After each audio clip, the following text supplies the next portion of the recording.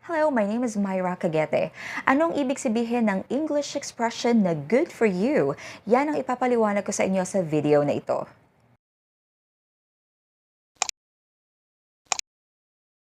In one of my previously uploaded videos, binigyan ko kayo ng ilang English expressions na pwede niyong gamitin kung gusto niyong sabihin sa Ingles ang buti nga sa'yo.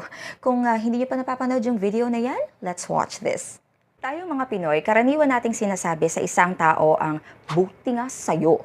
Kapag feeling natin o sa palagay natin ay nararapat lamang doon sa taong yon or deserve ng taong yon yung hindi magandang nangyayari sa kanya or yung mga bagay na hindi magandang nangyari sa kanya. So we say, buti nga sa'yo.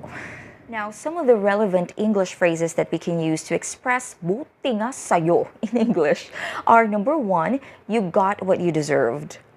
According to Macmillan Dictionary, the phrase get what you deserve means to be correctly punished for your mistakes or bad behavior. For example, I don't feel sorry for him. He got what he deserved. Kung sasabihin natin yan or i-express natin yan sa Filipino, hindi ako naaawa sa kanya, buti nga sa kanya. Tapos dadagdagan pa natin yan ng dapat lang sa kanya yon. Another way of saying buti nga sa'yo in English is it serves you right. Pwede niyong palitan yung you, yung pronoun na you, ng her or him or them. According to Cambridge Dictionary, the phrase, it serves her, him, or you right, is something that you say about a bad thing that has happened to a person and that they deserve. For example, she left you because you cheated on her many times. It serves you right. Or simply, serves you right. Pwede niyong tanggalin yung it if you want. Ibig sabihin yan, iniwan ka niya kasi ilang beses mo siyang niloko. Well, buti nga sa'yo, or dapat lang sa'yo yan. So naisip ko tuloy na this is also relevant to the Filipino expression, dapat lang yan sa'yo, or dapat lang sa'yo yan. Well, wala naman talagang direct translation yung buti nga sa'yo in English, di ba? Pero we can say, you got what you deserved, or it serves you right, or simply serves you right. If you want to express buti nga sa'yo in English.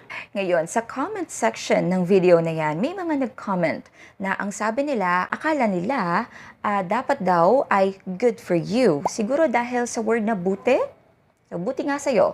E di dapat sa English, good. Good for you. May nakita pa nga akong parang nagtalo or nagsagutan sa comment section.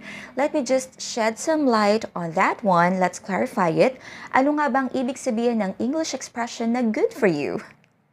Bibigyan ko kayo ng ilang resources, okay? According to the freedictionary.com, the phrase good for you is a complimentary expression of encouragement for something that someone has done or received.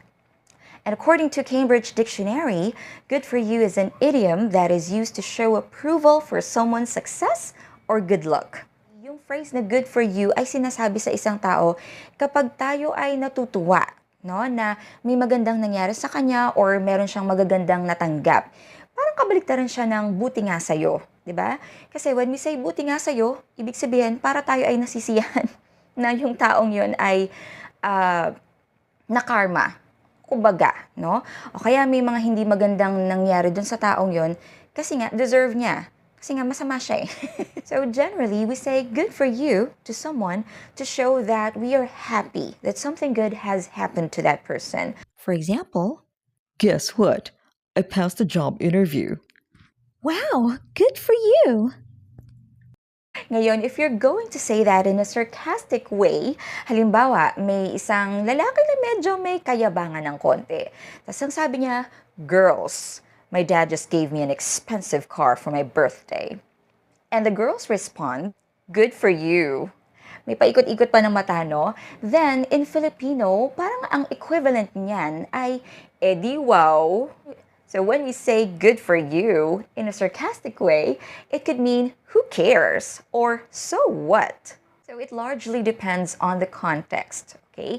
Pero yun na nga, hindi nga natin pwedeng sabihin na ang English equivalent ng buti nga sa'yo ay good for you. Kasi nga, generally, we say good for you to someone to show that we are happy that something good has happened to that person. Pero syempre, meron pang ibang ibig sabihin ang expression na good for you, okay? Ilan lamang ito sa definitions ng expression na yan.